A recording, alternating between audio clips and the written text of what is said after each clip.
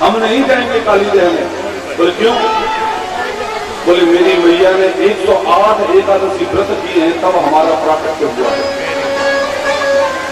और काली देह में काली नाग 108 बने हैं। इस काली नाग के सुंदर भवन बना रखा है जल के भीतर। हजारों सैनिक हैं, हजारों नाग पत्नियां हैं, पर इस काली नाग के रहने से ये काली देह का जल प्रदूषित हो चुका है। भगवान श्री सुखदेव स्वामी कहते हैं परीक्षित, काली देह का जल इतना दूषित हो चुका है कि यदि कोई गैया काली देह के किनारे चलते चलते बूंद दो बूंद जल पी ले तो समाप्त हो जाती है। अगर कोई पक्षी काली देह के ऊपर से निकलता है तो वो पक्षी समाप्त हो जाता है। तो आज भगवान अपने सखाओं को साथ लेकर और काली देह के किनारे चल दिए। बीच मार्ग में बलराम जी मिल गए। बोले कन्हैया कहाँ जा रहे हो भैया? बोले दादा गेंद को खेल खेल रहे। भैया बात मत करो। बोले गेंद का खेल खेलने जा रहे हैं। बोले कहां पर? बोले नहीं जा रहे। बलराम जी बोले हम भी चलेंगे आपके साथ। भगवान समझ गए। बोले यदि दाऊ भैया संग गए तो वो काली नाग को मरने नहीं देंगे। क्यों? क्योंकि स्वयं बलराम जी शेषावतार हैं और अपनी जाति का पक्ष दुनिया लेती रहते हैं। इसलिए भगवान ने झूठ मूठ को नाटक किया और दाऊ भैया से कह दिया। बोले दाऊ भैया आप बड़े हैं इसलिए आपके साथ खेलने में शर्म लगती है, हम नहीं जाएंगे आपके साथ।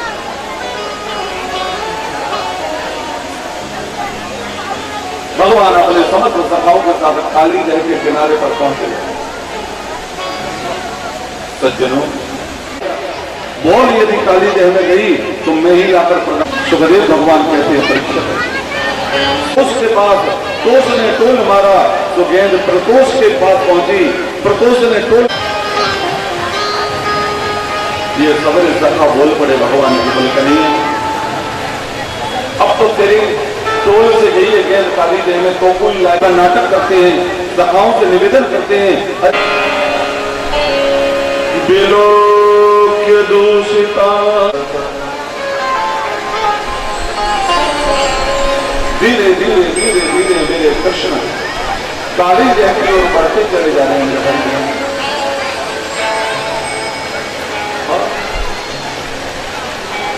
काली देह के किनारे एक कदम वृक्ष लगा था।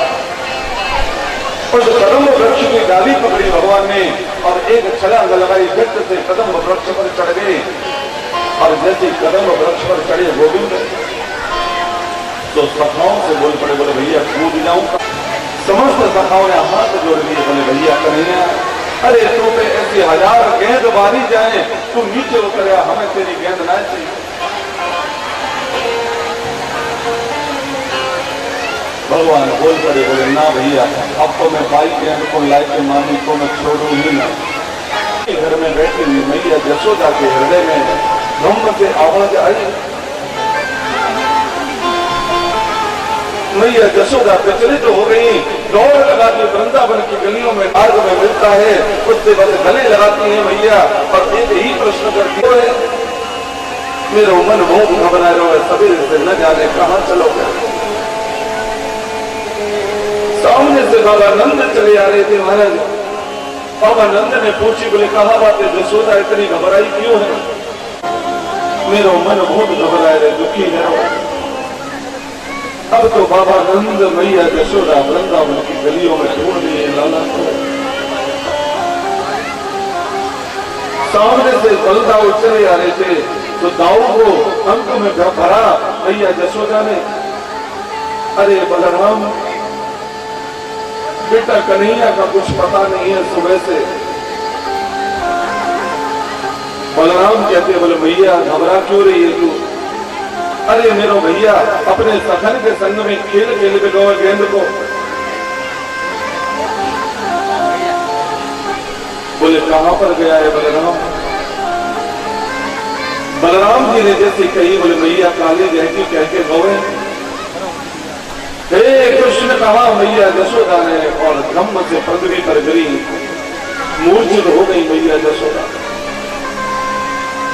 10-20 मिनट बाद जब मैया को होश आया, मैया जसोदा बलराम को अंक में भर लिया। बोले अरे बलराम, तूने कितनी बड़ी गलती कर दी बेटा, अरे तेरे अकेले काय को जाने दो भैया को, देख तू आई के मुझसे शिकायत कर, तो भैया चरा के आते तो तू शिकायत कर तो रोज। बोले मैया लाला तेरा बहुत उद्यम करे, सड़कों के बिलों में हाथ डालता है जंगल में, और बलराम उस काली देह में तो 108 फरदारी नाग वास करता है, तेरे अकेले काय को जाने दो। कृष्ण दर्शन लालसा, क्या गोप, क्या ग्वाल, क्या बाबा नंद, क्या मैया जसोदा, क्या पशु, क्या पक्षी, सबकी एक ही लालसा है। बोले हे श्री कृष्ण जल्दी से आप इस काली देह के जल से बाहर आ जाओ। सज्जनों, भगवान के सखा जो मूर्छित अवस्था में पड़े हैं, एक सखा को होश आया, दौड़कर मैया जसोदा ने उसे पकड़ा। बोले भैया मेरो लाला कहाँ है, मेरो भैया कहाँ है, अरे मेरो कन्हैया कहाँ है। उस सखा ने निवेदन कर दिया मैया जसोदा से, बोले मैया तेरा लाला तो काली देह में कूद गए। सुखदेव भगवान कहते हैं परीक्षित, इस बात को जैसे मैया जसोदा ने सुना कि मेरो लाला काली देह में कूद गए, मैया जसोदा मन में विचार करने लगी। बोले हे नारायण, जब मेरो लाला ही इस दुनिया में नहीं रहा तो अब मैं जीवित रहकर करूंगी क्या। तो मैया जसोदा ने भी दौड़ लगा दी काली देह की ओर, बलराम जी पकड़ने का प्रयास करने लगे। कभी मैया जसोदा को रोकते हैं, कभी बाबा नंद को पकड़ते हैं, और जब बाबा नंद और जसोदा नहीं समझे तो बलराम जी के मुख से निकल ही गया, अरे बाबा नंद जसोदा आप घबराते क्यों हैं, अरे चिंता क्यों करते हैं, अरे वो काली नाग मेरे लाला का बाल भी बांका नहीं कर सकता, क्योंकि मेरा लाला तो 1000 खनन वाले विश्राम पर, शेष पर विश्राम करने वाला है। मानो बलराम जी कहना चाहते हैं मैया जसोदा से, बोले वो शेष मैं ही तो हूं।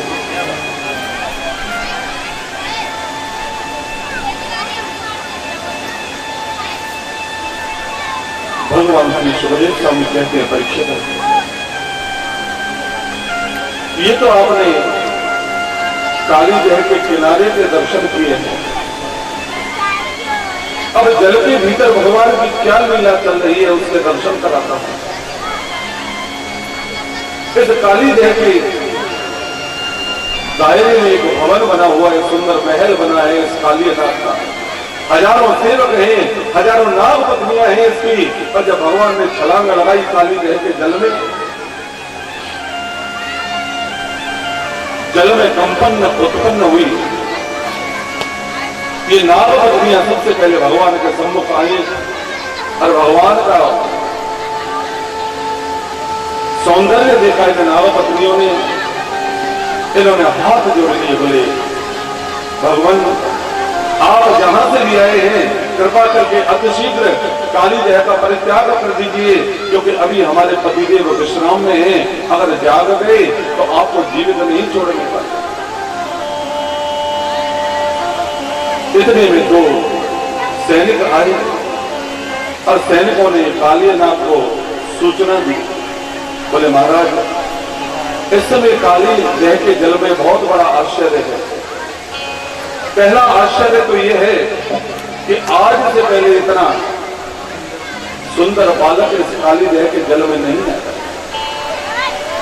और दूसरा आश्चर्य यह है कि अभी तक वो जीवित क्यों है। अरे काली देह के जल का स्पर्श मात्र करने पर उसे समाप्त हो जाना चाहिए था, लेकिन वो काली देह के जल में किलोल कर रहा है, खेल रहा है।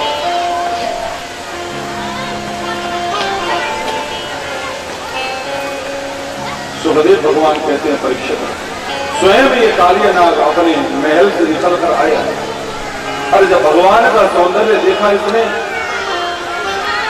तो एक बार तो ये भी सोचने लग गया, बोले नहीं नहीं इसे समाप्त नहीं करना चाहिए, छोड़ देना चाहिए। फिर दूसरे ही क्षण इसने मन बदला, बोले अगर ऐसे ही मैं दया करता रहा लोगों पर तो मेरे प्रति जो भय है संसार में वो समाप्त हो जाएगा। तो झट से कालिया नाग ने अपनी पूंछ बढ़ाई और भगवान को लपेटना आरंभ कर दिया।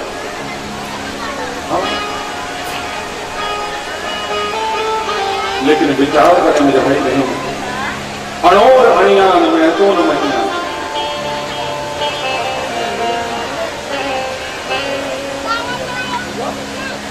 जिस भगवान को चींटी के बराबर बनना आता है क्या वो पहाड़ जैसा नहीं बन सकता? और जब भगवान का आकार बढ़ने लगा तो ये कालिया नाग थोड़ा सा ढीला पड़ा और जैसे ढीला पड़ा झट से भगवान ने छलांग लगाई और इस कालिया नाग के फणों पर जाकर भगवान विराजमान हो गए। सज्जनों, इस कालिया नाग के फण 108 फण एक दूसरे से मिले हुए हैं और ऐसा तांडव नृत्य किया है भगवान ने इस कालिया नाग के फणों पर, मानो स्वयं भगवान नटराज शंकर ही तांडव नृत्य कर रहे हैं। सूरदास जी महाराज ने इसी झांकी का बड़ा सुंदर चित्रण किया है, सूरदास जी के शब्दों में श्रवण करें।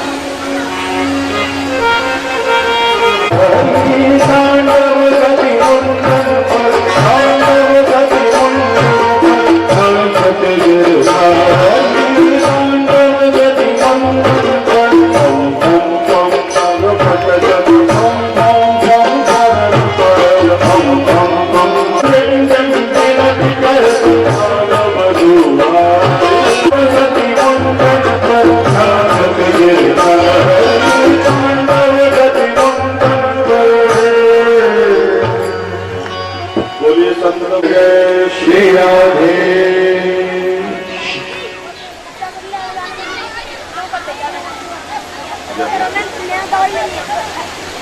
सब तालीम सेवा करके संत भगवान का स्वागत करेंगे।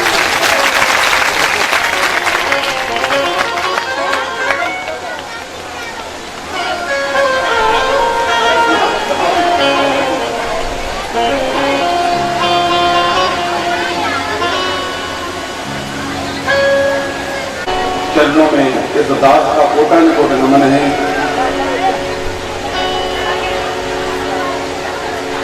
जो फण झुकता नहीं कालिया नाग का ध्यान कमल पुष्प की दृष्टि की।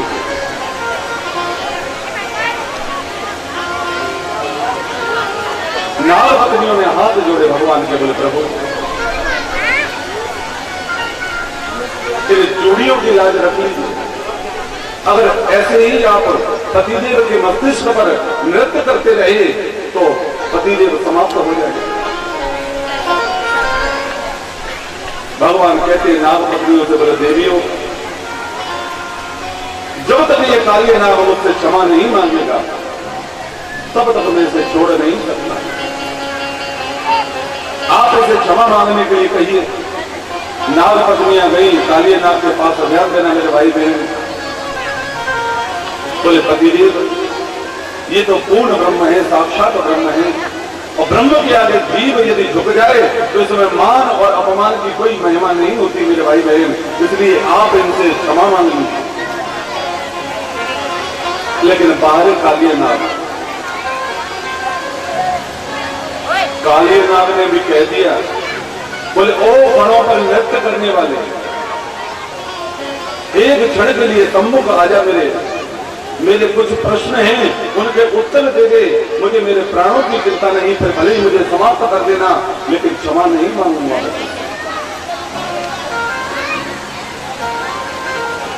झट से भगवान फणों से नीचे कूदे और कालिया नाग के सम्मुख खड़े हो गए। बोले भैया क्या प्रश्न है तेरे?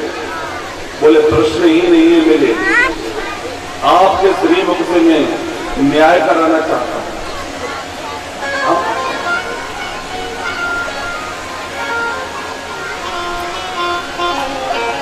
केवल उत्तर नहीं चाहता आपसे, आपके मुखारबिंद से ही, और मैं न्याय चाहता हूं। तो बोले कहिए।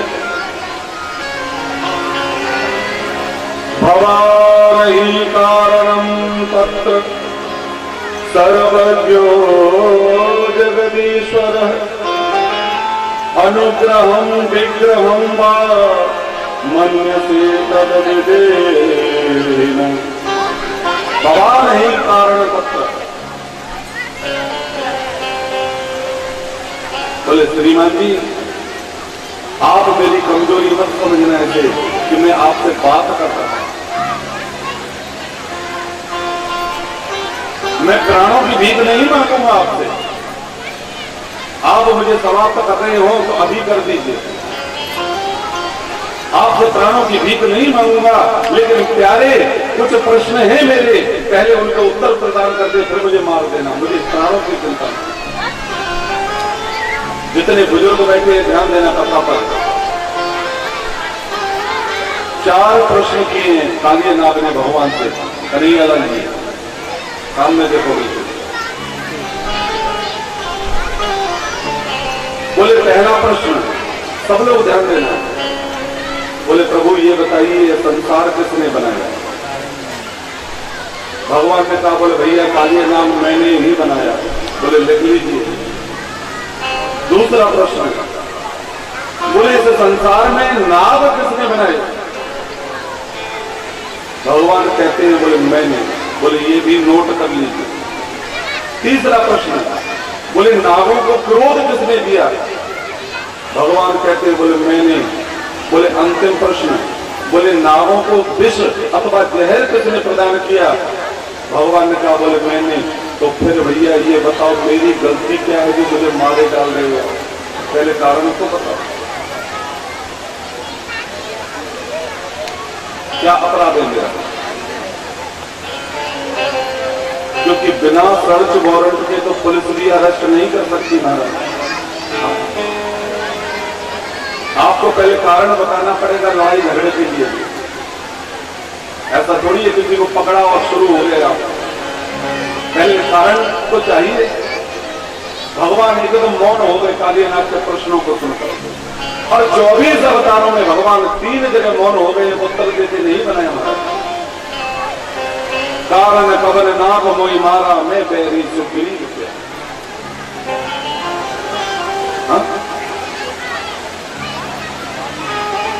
बोले प्रभु आपने सुग्रीव से मित्रता केवल इसलिए की है कि वो जगत जननी भगवती जानकी मैया की खोज करने में आपको सहायता करेंगे।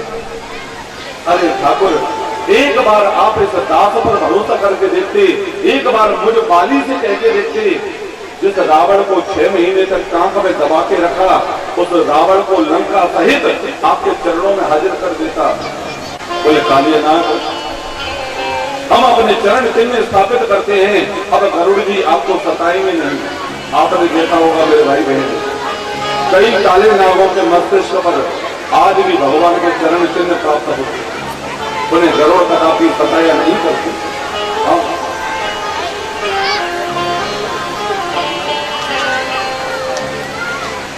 अब तो इस कालिया नाग ने 1.25 मन कमल पुष्प तोड़े काली जैसे, और भगवान को अपनी मस्तिष्क पर आरूढ़ किया और धीरे धीरे धीरे धीरे काली जय के जल से ऊपर आने का प्रयास किया। समस्त ब्रजवासी टकटकी लगाकर देख रहे हैं काली जय की ओर। और जैसे जल से थोड़ा सा ऊपर आए भगवान, तो मैया जसोदा की दृष्टि पड़ गई। तो मैया जसोदा किनारे पर खड़ी खड़ी चिल्लाई, अरे कन्हैया, अरे भैया उतर, ये काली नाग है तुझे समाप्त कर देगा। तो भगवान कहने लगे, बोले मैया अब घबरा मत, चेला बन गया है, अब इससे कोई डर भय नहीं है मुझे। तो सबरे सखा भगवान के जो खड़े थे वो जोर जोर से कहने लगे, काली जय पर भेदन आयो रे मेरा सारा कन्हैया, काली जय पर भेदन आयो रे मेरा सारा कन्हैया, हो मेरा मेरा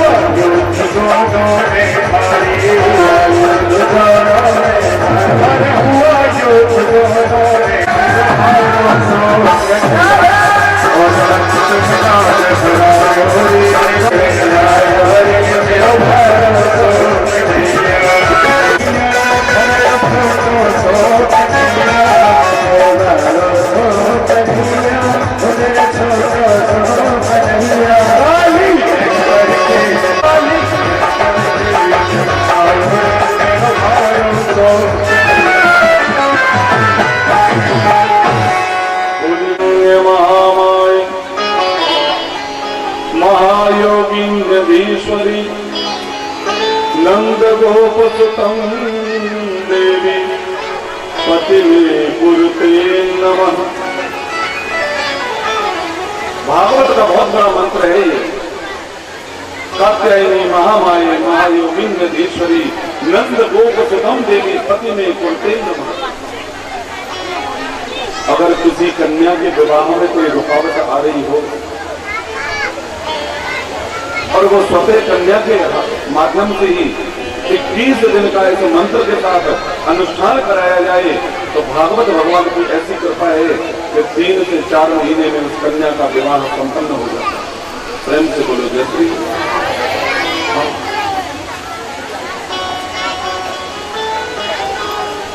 भगवान श्री कृष्ण ने गोपियों से कहते बोले देवियों आप कात्यायनी का पूजन करती हैं, स्नान करती हैं, इसमें हमें कोई आपत्ति नहीं, लेकिन आपका जो स्नान करने का तरीका है वो सर्वथा अनुचित है। क्योंकि किसी भी सरोवर तालाब अथवा पवित्र नदी में निर्वस्त्र होकर स्नान करने पर 2 प्रकार का पाप लगता है। एक होता है लौकिक और दूसरा है धार्मिक अपराध। धार्मिक अपराध ये है मेरे भाई बहन कि जल के स्वामी होते वरुण और किसी भी जलाशय में निर्वस्त्र होकर स्नान करने पर भगवान वरुण का अपमान होता है। और लौकिक अपराध ये है मेरे भाई बहन कि मान लीजिए आपकी हमारी कन्या है और निर्वस्त्र होकर स्नान कर रही है, कोई मंचला व्यक्ति आया वस्त्र उठाकर ले गया तो ये आपके और हमारे लिए जीने मरने का प्रश्न बन जाएगा। ये गोपी भगवान को बोल पड़ी बोलो पढ़े आए समझाए भी वाले हमें जैसो अच्छा लगे वो वैसे ही करेंगे। तो भगवान समझ के बोले इन्हें लीला के माध्यम से समझाना पड़ेगा। ये समस्त गोपियां नित्य प्रति की भांति यमुना किनारे आई, अपने वस्त्र किनारे पर रखे और निर्वस्त्र होकर और कंठ कंठ जल में खड़े होकर और स्नान बनाने लगी। प्रेम से बोलो जय श्री। भगवान कृष्ण आए, इन समस्त गोपियों के वस्त्र चुराए महाराज और पास ही कदम वृक्ष पर चढ़ गए।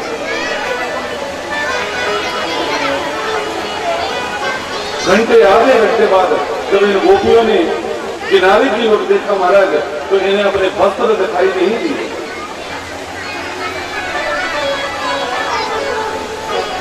एक गोपी ने दूसरी गोपी से निवेदन किया, बोले बहन अब जल से बाहर कैसे निकले? बोले क्या हुआ? बोले हमारे वस्त्र तो किनारे पर है ही नहीं। समस्त गोपियां स्तब्ध रही जल के अंदर।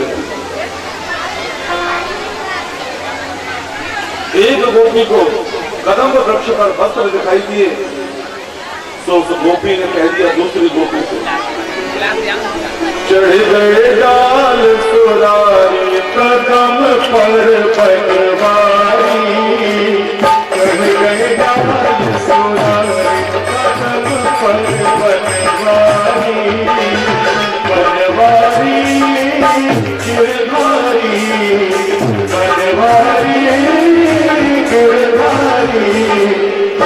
गए डाल सुरारी कदम पर पटवारी।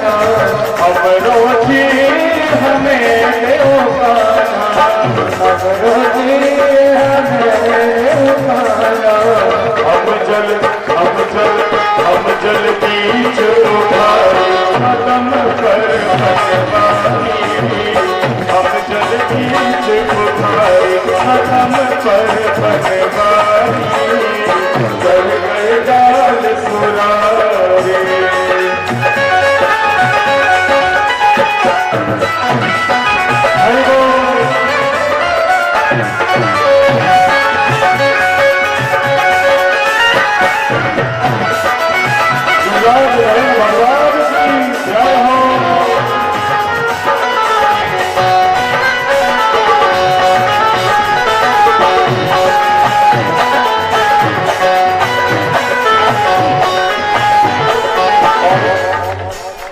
भगवान इन गोपियों से बोलते तुम रोचीर तबही देवबारे, तुम रोचीर तबही देवबारे, तुम रोचीर तबही देवबारे।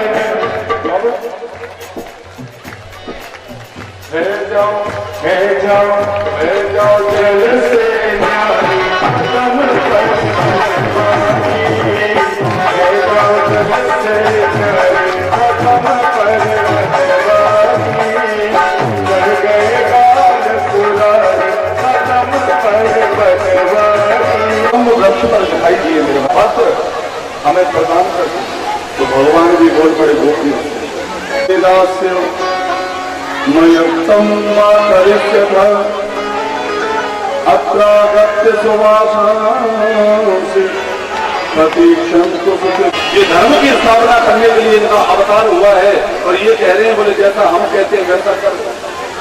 बोले करना क्या है? अपने मंदिरों को गमन करना। ये समस्त गोपियां एक दूसरे को देखने लगी, बोले हे भगवान तन पर एक भी वस्त्र नहीं है और ये कह रहे हैं एक एक से जल से बाहर आए, अपने वस्त्र प्राप्त करें और अपने मंदिरों को गमन करें।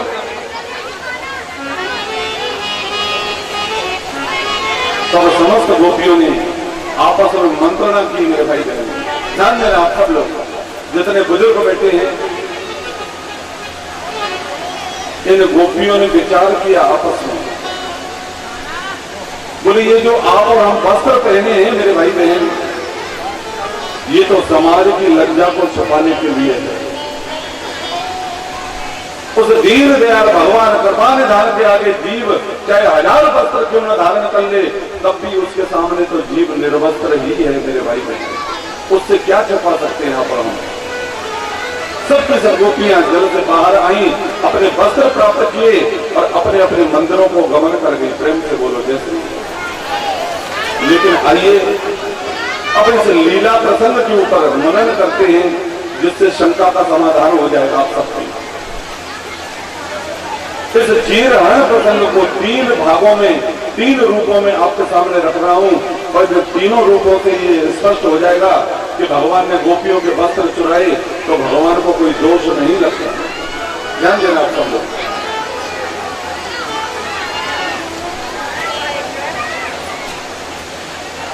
अगर थोड़ी देर के लिए हम ये मान लें कि श्री कृष्ण भगवान हैं और भगवान होकर गोपियों के वस्त्र चुराए तो भी भगवान को दोष नहीं लगता मेरे भाई बहन। क्यों?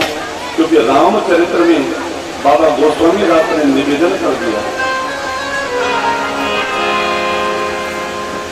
सब नहीं दोष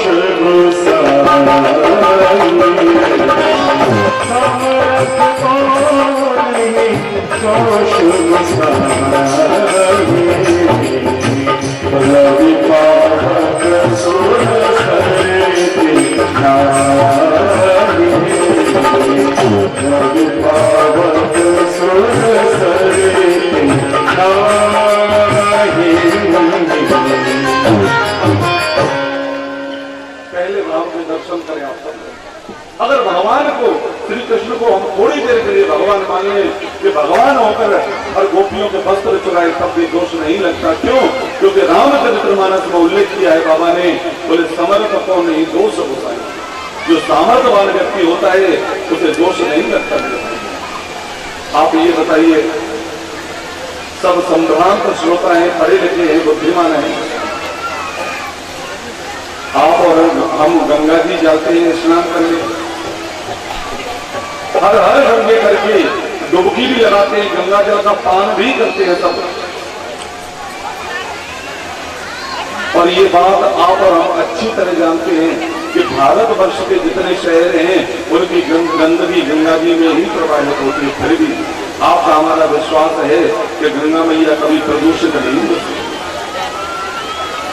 क्योंकि सामर्थ्यवान है, अंशी है गंगा मैया।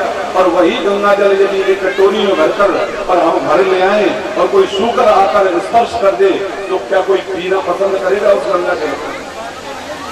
तो भगवान है, भगवान होकर वस्त्र चुराए तो दोष नहीं लगता, क्योंकि सामर्थ्यवान व्यक्ति को कोई दोष नहीं लगा सकता। दूसरा उदाहरण है मेरे भाई बहन,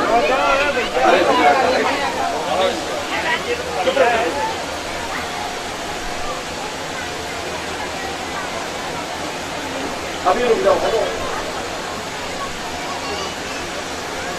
भगवान नहीं, साधारण मनुष्य मान लें थोड़ी देर के लिए तो भी गोपियों के वस्त्र चुराने पर दोष नहीं लगता। क्यों? क्योंकि जिस समय भगवान ने गोपियों के वस्त्र चुराए उस समय भगवान की केवल 5 वर्ष उम्र है। अब 5 वर्ष का बालक स्त्री क्या होती है, पुरुष क्या होता है, काम क्या होता है वो नहीं समझता, वो नहीं जानता, इसलिए भी दोष नहीं लगता है। और तीसरा भाव बड़ा आध्यात्मिक है, ध्यान देना। कृष्ण कौन है? ईश्वर। गोपी कौन है? जीव। और वस्त्र क्या है? अविद्या। हाँ? तो ईश्वर रूपी कृष्ण ने जीव रूपी गोपियों की अविद्या रूपी वस्त्रों का हरण किया है, न कि किसी की लहंगा फरिया का हरण किया है। इसलिए ये जीवन भर के लिए इस प्रसंग से आपके मन में शंका नहीं रहना चाहिए। भगवान तो पवित्र हैं, पवित्र रहेंगे और पवित्र थे मेरे भाई बहन। भगवान श्री सुखदेव स्वामी कहते हैं परीक्षित है, पर्जन्यो भगवानेन्द्रो मेघास्तस्यात्मूर्तयः ते विवर्षन्ति भूतानां प्रीणनं जीवनं पयः प्रीणनं जीवनं पयः।